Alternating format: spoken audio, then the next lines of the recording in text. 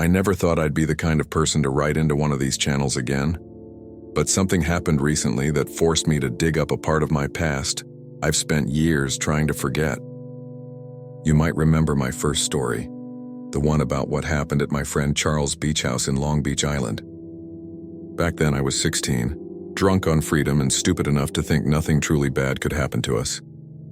That night changed everything I believed about safety, about people, and about the dark.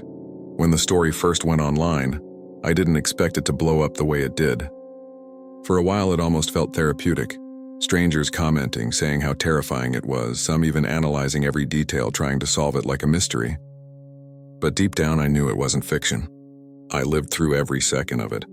I can still smell the salt in the air, hear the splash of those bodies entering the water, feel the panic as we realized someone, or something, had crossed the lagoon to get to us. I thought it ended that night. I thought it was just a robbery, some low-life thieves who knew the house was empty. But recently, something happened that convinced me we never really escaped what started that night. It began 2 months ago when Charles texted me out of nowhere. We hadn't talked in years, maybe since college. I almost ignored it, but curiosity won. The message was short. "Bro, you remember that night at the house? I think something's happening again." That one sentence made my stomach turn. I didn't even know his family still owned that property. I called him right away. He sounded exhausted, paranoid even. He told me his parents had sold the house years ago, but whoever bought it reached out to his father recently, asking strange questions about whether there had ever been a break-in or something weird involving the lagoon. Apparently, the new owners had been experiencing disturbances. At first, Charles didn't want to get involved, but when the new owner mentioned hearing people in the water at night, splashing, whispering, he couldn't ignore it. The way he told me, it wasn't just noises. They'd found wet footprints on their back deck, footprints that led to the sliding door and stopped there, like whoever it was just stood there staring inside. I remember pacing in my apartment while he told me all this, every muscle in my body tensed as if my younger self was back there again, frozen at the edge of that pool, staring across the lagoon. I asked if the police had been called, but Charles said yes, multiple times. Each time they found nothing. They even set up a camera facing the lagoon. But every night the footage glitched around 2 a.m. for about 5 minutes. When the feed returned, there were fresh, wet footprints again. Charles told me he wanted to go back to LBI and see for himself. He asked if I'd go with him. I wish I'd said no. We drove down the following weekend. The ride felt almost nostalgic, like that summer all over again. Except instead of blasting music and laughing, there was this heavy silence between us. Charles looked older, tired. His eyes had that same restless paranoia I'd heard in his voice. We arrived around sunset. The neighborhood looked almost identical to how I remembered it. Neat rows of vacation homes, the faint sound of gulls, the briny wind sweeping over the lagoon. The new owners were a middle-aged couple named Matt and Lorna. They greeted us nervously, like people who hadn't slept well in weeks. Matt shook my hand hard, his palm cold and clammy. "You're the friends who were here when it first happened, right?" he asked. Charles nodded. "Yeah, we were kids. Never got closure." Lorna offered a sad smile. "Maybe you'll get some tonight." The house felt both familiar and alien, remodeled, brighter, but the layout was the same. The spiral staircase, the deck, the sliding doors, all the same. I swear my body remembered where every door led, even before my brain did. As the evening turned to night, we sat with Matt and Lorna in the living room. They showed us the footage from the cameras, or at least what should have been footage. At exactly 2:06 a.m. every night for the past week, the recording would cut out. 5 minutes of static. When it resumed, the deck was wet. No signs of forced entry, no handprints, no splashes audible from the mic. Just gone. We stayed up that night with them, determined to see it for ourselves. The lagoon outside was calm, the moonlight turning the water into rippled silver. Around 1:45, the four of us sat quietly, waiting. The only sound was the hum of the AC and the occasional creak of the wood beneath us. At exactly 2:03, the house lights flickered once. Then again, Charles muttered, "That's how it started last time." Then came the sound, faint rhythmic splashes. Not loud but distinct. I froze. My heart slammed against my chest as I slowly turned toward the sliding door. The lagoon was pitch black, only small glimmers of moonlight catching the ripples. Lorna whispered, "Please tell me you hear that too." We all did. The splashing stopped abruptly. Then silence. That silence felt alive, then like the world was holding its breath. Then came a soft thud, followed by another. Charles jumped up and ran toward the back deck, phone flashlight in hand. I followed before my brain could stop me. The night air was damp, cold. On the deck were 4 wet footprints, large, human, leading from the spiral staircase straight to the glass. "Holy shit," Charles breathed. He aimed his light over the railing toward the lagoon. Nothing, just black water. But the footprints, they weren't leading from the water. They were leading to the house as if the person had climbed up the stairs. Then Lorna screamed from inside. We ran back through the door. Matt was standing in the hallway, pale and shaking, pointing toward the stairs that led to the second floor. "Someone's up there," he whispered. I wanted to believe he was mistaken, that maybe he'd seen a shadow. But the sound that came next froze every drop of blood in my body. Soft footsteps, slow, deliberate, moving across the floor above us. Charles looked at me, and I could see the 16-year-old version of him flash behind his eyes, the terrified boy who heard those same footsteps years ago. "Not again," he said under his breath. Matt grabbed a baseball bat and started up the stairs. But the power suddenly cut out. The entire house dropped into darkness. Lorna screamed again. I pulled out my phone, flicking on the flashlight. Charles did the same. The beam caught the bottom of the staircase, wet footprints leading downward now. But no one was there. We backed away, my breath coming in ragged bursts. Then from somewhere near the back door came a low creak, the sliding door opening. Charles spun toward it. The door was half open, the deck beyond shrouded in moonlight. The footprints were gone. Then from across the lagoon a faint light blinked on, a flashlight beam shaky and distant. Another blinked beside it. Then another. 4 in total, Charles whispered. No way. No fucking way. They were standing on the dock again. 4 figures, only this time they weren't silhouettes. The light from the house cast just enough illumination to reveal their outlines. Pale, waterlogged bodies, motionless, facing us. Their clothes clung to their skin like they'd been submerged for hours. Lorna collapsed into Matt's arms, sobbing. I couldn't move. I just stared. Then one by one, the figures began to step forward into the water. We bolted. Matt grabbed his car keys and we sprinted through the front door. By the time we reached the driveway, the lights in the house were flickering again. We didn't look back. The police came again, of course. They searched the lagoon, the property, even the docks across the way. Nothing. No footprints. No trespassers. Nothing on the cameras except static. But the part that still keeps me up? When the power came back on and the camera feed returned, there was something new. A 5th figure standing on the deck, right where Charles and I had been moments before. And it was facing the door. A few days later, Charles sent me a picture. It was a screenshot from a local Facebook group. Someone had posted about finding an abandoned boat drifting near Carl Island, a small Boston whaler. No registration numbers. The inside of it was covered in thick black mud, and sitting on the bow was a rusted shovel. I haven't spoken to Charles since then. He stopped answering my calls. I tried reaching out to Matt and Lorna too, but both their numbers are disconnected now. I drove past their house last week while visiting family nearby. It's vacant. For sale sign in the yard. Sometimes I still dream of that night. The sound of those splashes. The way the water rippled even when the air was still. And I keep thinking about those 5 footprints, the new one that wasn't there before. Because when I look back at the security photo, the one the police gave us from that night, I realize something that makes my stomach twist. The 5th set of footprints were smaller than the others, and they led away from the house, straight toward the lagoon. I don't go to the beach anymore, not after what happened last summer. People think the ocean is calming, the soft crash of waves, the smell of salt, the way the wind seems to wash everything clean. But for me, the sound of waves means something else now. It means they're whispering again. I was 24 when it happened. My best friend Evan had invited me to his family's old beach house for the weekend. It sat on the far end of Hollow Bay, a quiet coastal strip most locals avoided. The house was ancient, half sinking into the dunes with paint peeling from the wood and windows clouded by years of salt spray. Evan's grandfather had built it sometime in the 1950s, And after he died, the place just lingered. No one wanted it, but no one could bring themselves to tear it down either. When Evan first mentioned going, I laughed it off. "You mean that haunted shack?" I joked. He smiled. "Yeah, exactly. But you have to see it at night. It's creepy as hell. Perfect for stories." He knew I'd say yes.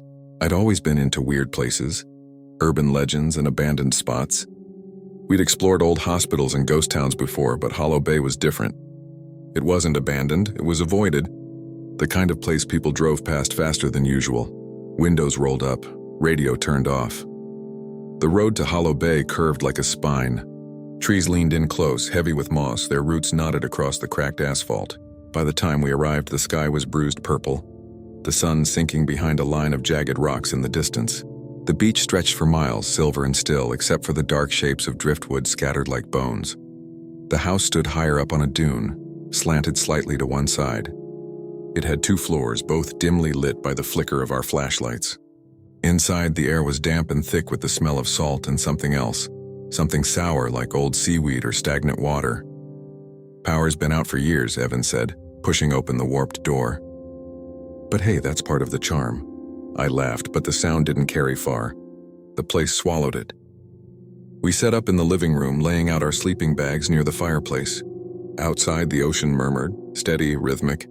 I took a few pictures on my camera, mostly of the house's strange angles.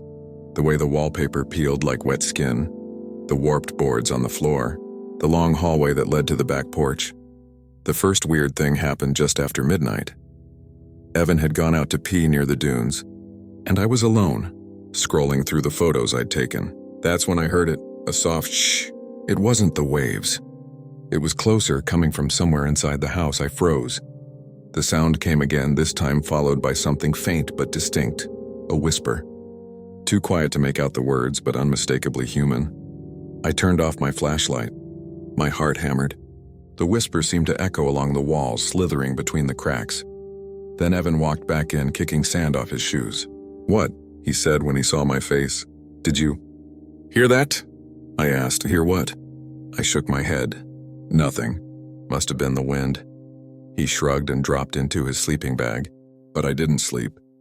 I stayed awake, staring at the dark ceiling, listening to the sea breathe in and out. The next morning, the fog rolled in thick and fast. You couldn't see more than a few meters ahead. The beach looked endless, the line between sand and sea blurred. We decided to explore the tide pools before breakfast. The air was cold, and every sound, the crash of waves, the gulls, even our footsteps, seemed distant, muffled by the mist. That's when we found the footprints. They started near the edge of the dune and went straight toward the water. They were deep, uneven, like someone had been dragging their feet. But the weird part was the spacing. Each print was almost double the size of a normal foot, but the toes were long, webbed impressions. Evan whistled. "Dude, look at that." "What the hell? Maybe a seal?" I offered weakly. He laughed. "Yeah, a seal with toes. We followed them down to the waterline where they just stopped. No returning prints, no sign of where they'd gone. Just the froth of waves curling over the sand. That's when I noticed something in the water.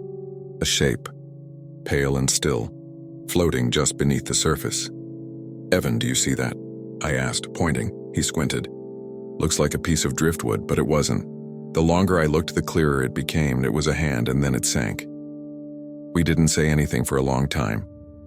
Just stood there, staring at the spot where it had disappeared. Eventually, Evan muttered, "Tide must have pulled something loose from the rocks." We left soon after. That night, the whispers returned. Louder. I woke up to what sounded like someone talking right behind me. I rolled over, expecting to see Evan awake, but he was fast asleep, breathing slow and even. The voice came again. Low, wet, like it was bubbling through water. "Come back." I bolted upright, shining my flashlight toward the sound. The beam caught something near the corner of the room. A figure crouched low, its skin pale and glistening. Its head snapped toward me, and for a second I saw its eyes, black and glassy, reflecting the light like oil. I screamed. Evan jumped up, hitting his head on the mantel. "What the hell, man?" But when I pointed, it was gone. I tried to explain, but even as I spoke, it sounded ridiculous. Something in the house dripping and whispering. He thought I was overtired, maybe even hallucinating. We argued until dawn. By then, the fog outside had thickened again, crawling up the dunes and pressing against the windows. The third day, everything changed. We woke up to find the back door open. The sand leading inside was wet, littered with small shells and clumps of seaweed. Evan's backpack was gone, and so were the footprints from the night before. We searched the beach for hours, shouting his name until our throats were raw. The tide had gone out, leaving behind pools of black water that seemed to ripple even without wind. Then I saw it again, the hand. This time it wasn't sinking. It was reaching. A pale arm jutted out of one of the tide pools, fingers long and thin, skin stretched tight. It clawed at the air for a moment before slipping back beneath the surface. That's when I saw the rest of it. A face, floating just below the water, hair streaming like seaweed, mouth open in a silent scream. It looked like Evan. I ran. I don't remember how long I ran or how I made it back to the car. The world felt wrong, colors too bright, the air too heavy. I drove until I hit the main road, shaking, half blind from crying. When I finally reached town, I went straight to the police. They searched the area for 2 days and found nothing. No footprints, no sign of Evan, no sign of a struggle. The official report said he must have drowned. A tragic accident. The currents around Hollow Bay were strong, they said. He probably got caught while swimming and was pulled out to sea. But I know what I saw. I've heard him since then. Late at night. When I can't sleep, I'll hear that same whisper beneath the sound of the waves. Low, dragging, full of bubbles and salt. Come back. Sometimes I wake up with sand on my floor. My camera, the one from that trip, still works, but I can't bring myself to look through the pictures again. Last week, though, curiosity won. I opened the folder on my laptop. Most of the photos were normal. Dunes, driftwood, the house at sunset. But the last one, taken the night before Evan disappeared, showed something I hadn't noticed before. In the corner of the frame, reflected in the dark window behind us, was another figure, standing in the surf, watching, and its hand was reaching toward us. I hadn't been back to the coast in nearly a year, not since Hollow Bay, not since Evan disappeared. But sometimes the ocean doesn't let you go that easily. It calls you back. It waits. It started a few months ago, small things at first. A faint smell of salt in my apartment. Even though I lived miles inland, the sound of waves in my dreams echoing under the floorboards. And then came the dripping, slow, steady drops I could hear at night, though there was no leak, no faucet running. Every time I woke, my sheets were damp. At first, I thought it was guilt, survivor's guilt maybe. The police said it was an accident. They said Evan drowned. But I never believed that. I saw his face beneath the tide. I heard him whisper, and one night about 3 weeks ago I heard it again, that same voice, faint but familiar. Help me. I froze in bed, heart hammering. It came from my living room, from the direction of the window. When I got up, I saw something impossible. Condensation streaking down the glass, as if someone had pressed a wet hand against it from the outside. The mark stayed there for hours. By morning, it was gone. That was when I decided to go back. The drive to Hollow Bay felt longer this time. The road seemed emptier, the forest darker, the sky heavier with low clouds. As I approached the coastline, I noticed something strange. The air was dead still. No birds, no wind, just silence. The house was still there somehow, that same slanted silhouette against the dunes, half swallowed by fog. The door hung open, creaking softly like it had been waiting for me. Inside, everything was just as I remembered. The warped boards, the sour smell, the faint shimmer of salt on the walls. My old sleeping bag was still rolled up in the corner, stiff with mold. I don't know why I expected it to feel different. I unpacked my camera, flashlight, and notebook. This time I wasn't here to relax. I was here to document. If something was haunting this place, if Evan was still here, I was going to prove it. Outside, the tide was rising fast, pushing against the rocks. The sound of the waves was louder than usual, almost angry. Each crash against the shore made the floorboards tremble beneath my feet. I set up the camera facing the window, aiming toward the beach. I wanted to catch whatever was out there, but as soon as night fell, I started to feel it again, that pressure. The kind that builds behind your ears before a storm. The air was heavy, thick with moisture. and it smelled like rot. That's when I heard it. A soft thump against the window. I turned slowly. There was a face pressed against the glass. Pale, bloated, hair floating as if underwater. Its eyes were empty sockets. Its mouth opened and closed in slow motion, as if it were trying to speak. I couldn't move. The water behind it rippled, inside the window. Like the glass was the surface of a pool, separating my world from something beneath. Then without warning, the pane cracked. Salt water poured through, splashing across the floor. I stumbled back, knocking over my chair. My camera fell, lens first. The figure on the other side was gone. The sea was coming in. By the time I got outside, the tide had risen all the way to the dunes. It shouldn't have been that high, not this time of year. The water was black, filled with swirling foam that looked almost alive. And then I heard my name. It wasn't a whisper this time. It was clear, unmistakable. Ryan. My chest tightened. No one had called me that voice in almost a year. Evan? I shouted. The fog shifted. A figure stood by the waterline, tall, dripping, half hidden in the mist.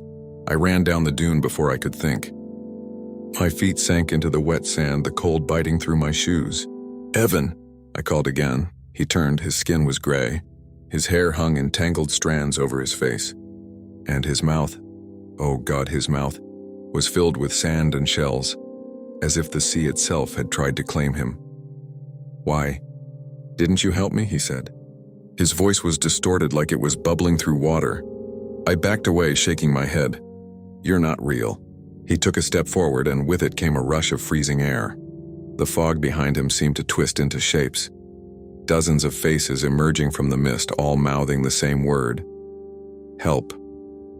Each one looked drowned, their eyes hollow, their limbs jerking like marionettes. Some crawled, dragging themselves through the sand. Others stood, dripping seawater that steamed where it touched the ground. I turned and ran, but the sand felt wrong, softer, heavier, like it was pulling me down. I looked back once, and the faces were closer. Their hands were reaching out, long and pale, fingers webbed with dark seaweed. Don't go, Evan said behind me. It's so quiet down here. I tripped, falling face first into the wet sand. My flashlight rolled out of reach. When I looked up, I saw the water, black, endless, stretching far beyond where the horizon should have been. And then, suddenly, silence. The whispering stopped. The air went still. Even the waves froze. Then in a sound like thunder, the sea opened. Not receding, opening, splitting in two like something beneath was pushing upward. And out of that chasm came movement. A shape rose from the deep, massive, pale, and writhing with limbs. At first I thought it was a mass of drowned bodies tangled together. But then it lifted its head, a head far too large, far too human. Its eyes glowed faintly like lights deep underwater. The drowned figures around me fell to their knees. Return, it said, though its mouth didn't move. The word echoed inside my skull, vibrating through bone. I couldn't breathe. I couldn't even think. My body moved on its own, dragging me backward toward the house. The thing's voice followed me like the sea itself was inside my head. Return, what was taken. I slammed the door shut and fell against it, gasping. My flashlight flickered once, twice, then died. Water seeped under the door. I don't remember much after that. Only fragments. The sound of wood snapping, the taste of salt on my tongue, the flash of lightning through the windows. When I woke, the sun was out. The storm was gone. The house was dry. The beach was calm. For a second, I thought I'd imagined everything, until I saw the footprints. They started at the door and led straight down the dune toward the ocean. A single line of wet, heavy prints that weren't mine. At the waterline, they disappeared. My camera was sitting on the porch, sand-caked but still intact. The memory card inside had footage, just static at first, then faint shapes moving in the fog. And then, for a few seconds near the end, a clear image, Evan standing in the doorway, looking straight into the lens. He was smiling, and behind him, through the window, you could see the sea rising, not like waves, more like something breathing. I left Hollow Bay that morning. I didn't stop driving until I hit the city limits. But even now, the ocean hasn't let me go. There's always water somewhere, in my sink, on the floor, inside my dreams. Last night I woke up to find my window fogged with moisture again. When I wiped it clear, I saw the beach. Not a reflection. A view. The dunes. The water, the mist. And standing there, at the edge of the tide, was Evan. He raised his hand slowly and pointed at me. The sound of waves filled the room. My lights flickered, and beneath it all I heard the ocean whisper and low, deep, endless return. They found my camera again 2 weeks later. It had washed up miles from the bay, half buried in seaweed. The footage was damaged, but one frame remained intact, the final image before the lens went black. It showed the house, submerged up to the roofline, and in the window, a face pressed against the glass, smiling through the water.